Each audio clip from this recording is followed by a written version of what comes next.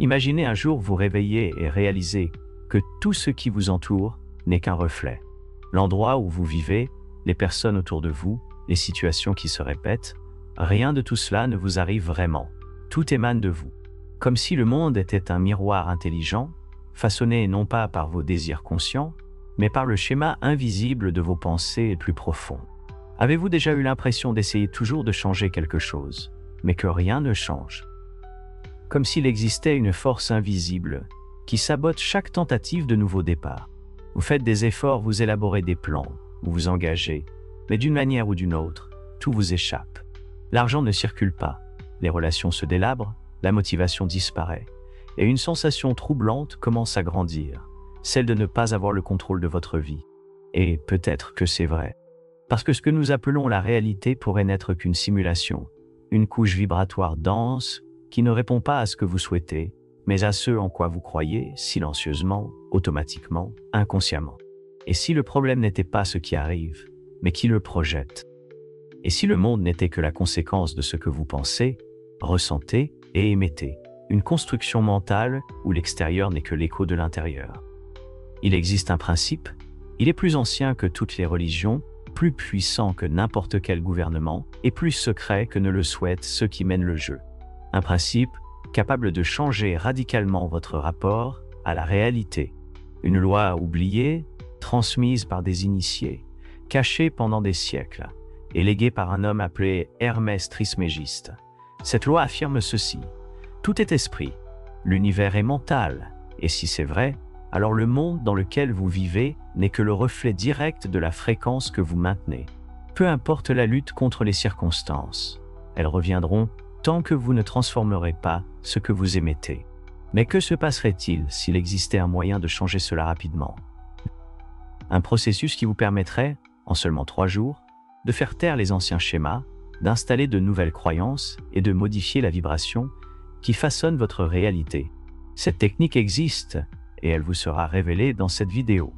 Mais un avertissement s'impose. Une fois que vous aurez compris ce que vous êtes sur le point d'entendre, il n'y aura plus de retour en arrière, car le monde qui vous entoure ne sera plus jamais le même. Mais pour que cela se produise, il est nécessaire de comprendre une vérité que la plupart n'ont jamais osé affronter. Une idée qui ne vient pas du monde moderne, mais qui précède les religions, les civilisations et même la science telle que nous la connaissons. Les anciens sages disaient que tout dans l'univers naît d'une seule source, et que cette source n'est pas physique. Ce n'est pas de la matière, c'est l'esprit.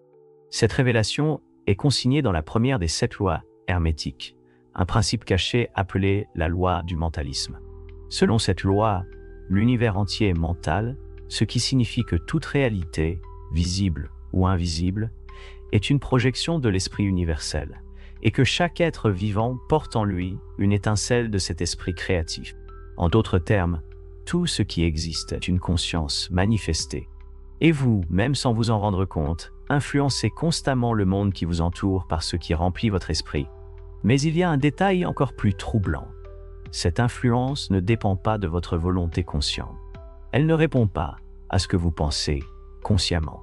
Elle réagit à la vibration que vous entretenez en permanence, même quand vous n'y prêtez pas attention. C'est pourquoi tant de gens continuent à souhaiter une chose tout en attirant exactement le contraire. Parce que l'univers n'entend pas ce que vous voulez. Il reflète ce que vous êtes. Et ce que vous êtes, la plupart du temps, n'est que le résultat des croyances qui ont été implantées en vous sans votre consentement. Imaginez votre esprit comme le sol fertile d'un jardin. Depuis votre naissance, des graines y ont été semées, certaines avec amour, d'autres avec douleur. La plupart d'entre elles vous ont échappé, mais toutes ont commencé à pousser silencieusement. Et aujourd'hui, sans que vous en ayez conscience, vous récoltez les fruits de ces idées plantées, des phrases entendues dans votre enfance, des rejets que vous avez ignorés, des frustrations que vous avez gardées pour vous. Tout cela est devenu un code, et ce code s'est transformé en réalité. La loi du mentalisme enseigne qu'il n'y a pas de séparation entre l'intérieur et l'extérieur, que ce que vous vivez à l'extérieur n'est qu'un reflet de ce qui vibre à l'intérieur. Mais elle enseigne aussi quelque chose d'encore plus puissant. Si tout est mental, alors tout peut être réécrit. Parce que l'esprit, étant l'origine de tout, détient aussi le pouvoir de tout transformer. Et c'est la clé que peu ont le courage d'utiliser, car elle exige une responsabilité totale.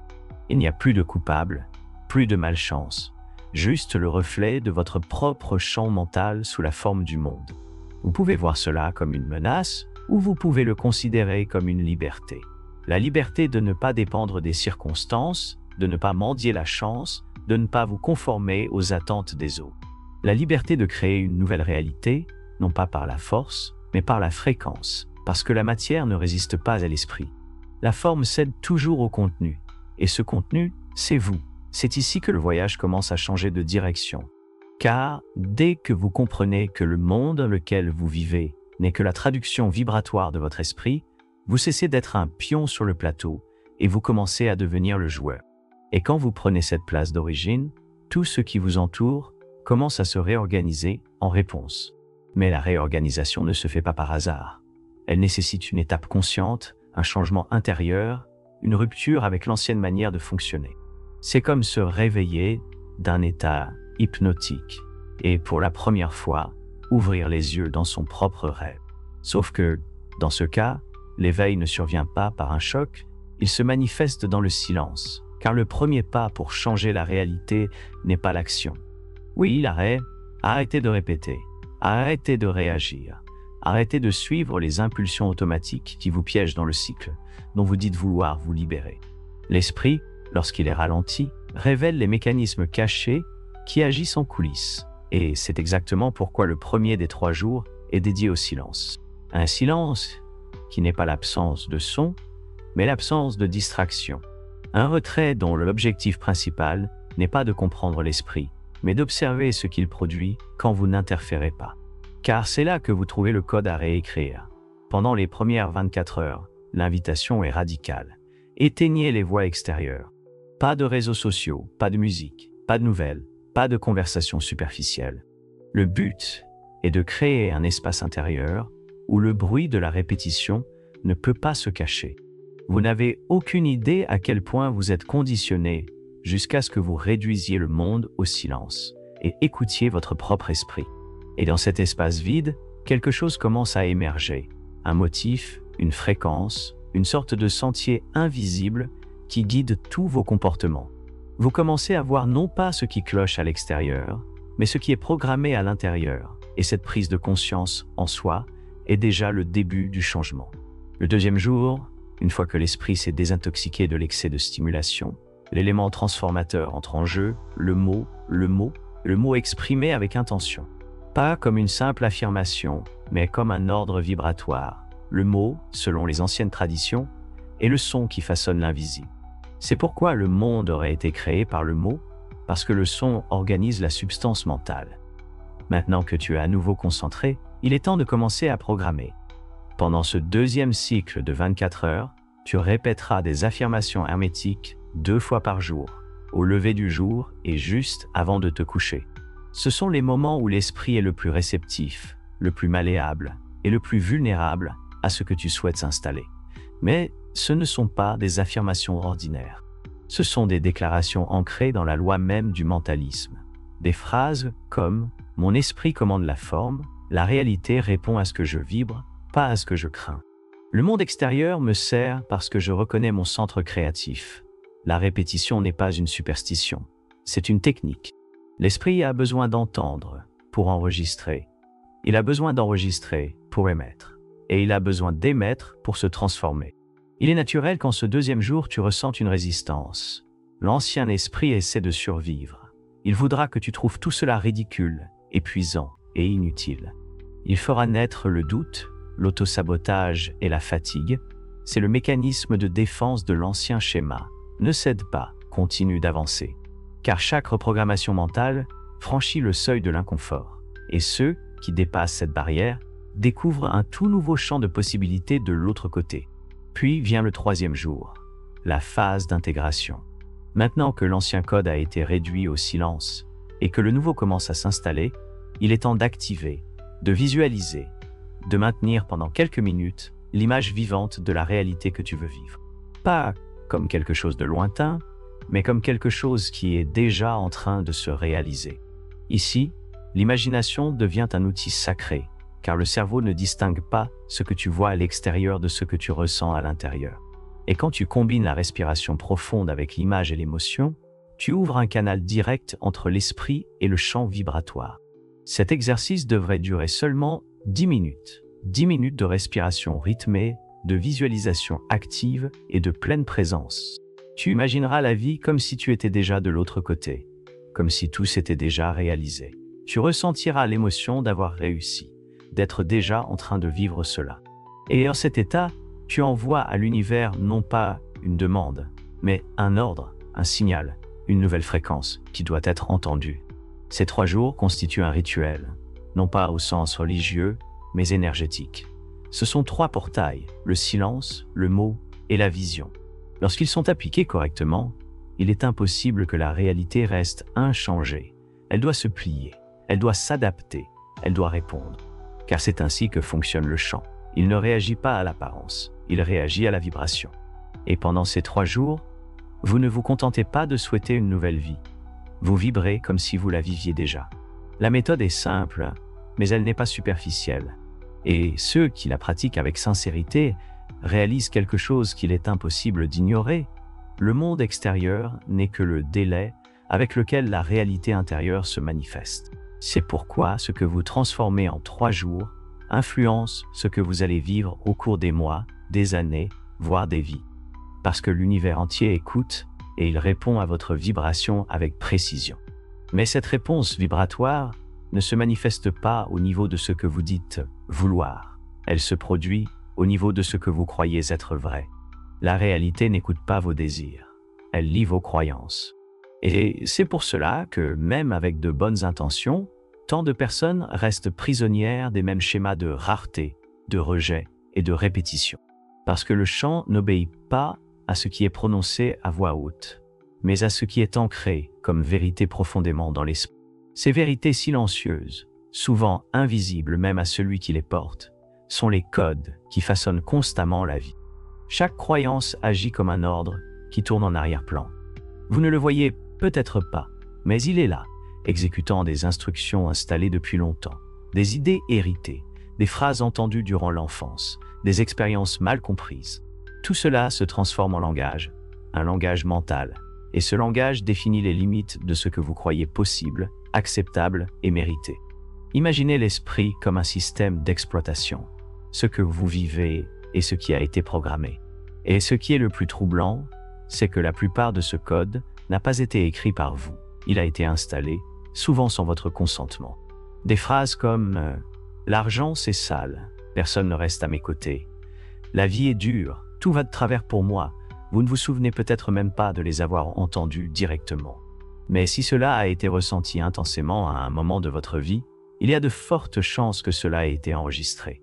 Et si c'est enregistré, ça émet. Et si ça émet, ça crée. La réalité n'a pas de volonté propre. Elle ne fait que refléter ce que vous vibrez, et vous émettez ce que vous croyez. C'est pourquoi se contenter de désirer une nouvelle vie ne suffit pas. Vous devez désinstaller l'ancien système qui continue de projeter le passé. Et ce système est constitué de croyances. Non seulement celles dont vous êtes conscient, mais surtout celles qui sont cachées, celles qui agissent derrière vos pensées, vos comportements, vos choix. Lorsque vous regardez votre propre vie et constatez que certains schémas se répètent, ce n'est pas de la malchance, c'est de la programmation. Et toute programmation ne peut être changée que lorsque vous reconnaissez le code. Cela nécessite un niveau d'attention qui va au-delà de la logique. Vous devez ressentir ce qui opère derrière vos réactions, vos justifications, votre histoire. C'est là que résident les commandes les plus puissantes, et c'est aussi là que commence véritablement la réécriture. Il n'y a pas moyen de changer le monde sans d'abord modifier la structure qui projette ce monde depuis votre intérieur. La loi du mentalisme ne fait pas de distinction entre croyances conscientes et inconscientes, elle manifeste uniquement ce qui est le plus actif dans votre vibration. Et la vibration la plus active n'est presque jamais celle que vous souhaiteriez qu'elle soit. C'est celle qui a été répétée le plus, celle qui a fait le plus de mal, celle qui a laissé la plus profonde empreinte. Mais ce qui a été installé peut être remplacé.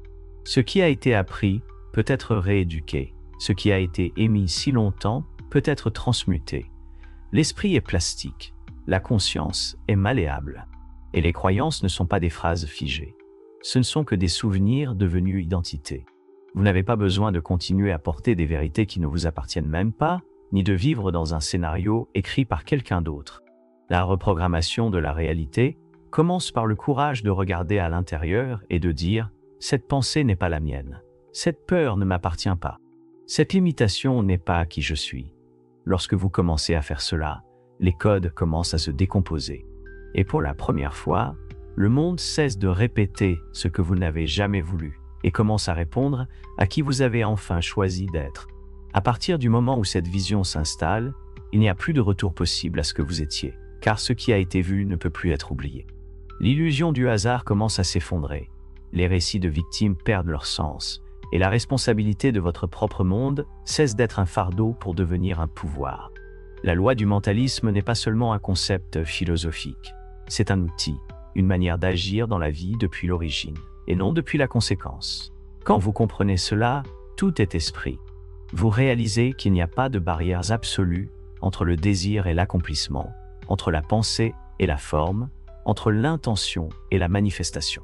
La distance entre l'endroit où vous êtes et ce que vous souhaitez ne se mesure ni en temps ni en effort, mais en vibration.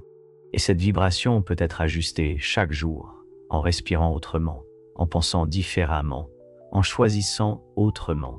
La pratique de reprogrammer l'esprit cesse alors d'être une simple technique isolée pour devenir un mode de vie. Vous commencez à vivre en pleine conscience, à parler avec intention, à penser avec un but. Peu à peu, cette nouvelle manière d'être dans le monde commence à influencer les résultats que vous obtenez. Les relations évoluent, les réponses changent, même la perception du temps se modifie, car tout commence à fonctionner en harmonie avec ce que vous cultivez intérieurement. Ce n'est pas une question de magie, c'est une question de conscience, de reconnaître qu'il existe des lois qui gouvernent l'invisible avec plus de précision que n'importe quel système que vous pouvez percevoir. En alignant votre esprit avec ces lois, le chaos s'organise. L'improbable devient possible, l'impossible s'approche. Hermès Trismégiste disait « Comme en haut, ainsi en bas, comme à l'intérieur, ainsi à l'extérieur, comme le tout, ainsi la partie, comme l'invisible, ainsi le visible. » C'est la clé de la création, le pont entre vous et tout ce qui existe. Parce qu'au fond, la réalité n'est pas quelque chose qui vous arrive. C'est quelque chose qui vous répond à chaque pensée, à chaque croyance, à chaque mot que vous prononcez sans y penser. Comprendre cela est le premier pas. Le vivre au quotidien est le véritable éveil. Et si vous êtes arrivé jusqu'ici, c'est que quelque chose en vous a déjà commencé à changer. Vous n'êtes plus au même endroit que lorsque vous avez commencé. Vous êtes une personne différente. Et le monde commence déjà à se modeler autour de cette nouvelle version de vous qui émerge. Si ce message vous a touché, laissez un like, abonnez-vous à la chaîne et activez la cloche de notification. Cela aide à diffuser cette prise de conscience auprès de plus de personnes. Dans les commentaires, écrivez « Je suis l'esprit qui projette ma réalité ». Partagez cette vidéo avec quelqu'un qui doit se rappeler du pouvoir qu'il possède. Ceci est la première d'une série de 7 vidéos où nous explorerons les principes fondamentaux de chacune des lois hermétiques. Restez connectés à la chaîne. Dans les prochains jours, vous découvrirez la loi de correspondance comme vous ne l'avez jamais vue auparavant. Parfois, un simple éveil silencieux suffit à tout transformer autour de vous. Rappelez-vous, ce n'est pas le monde qui façonne qui vous êtes, c'est qui vous êtes qui sculpte, jour après jour, le monde dans lequel vous vivez.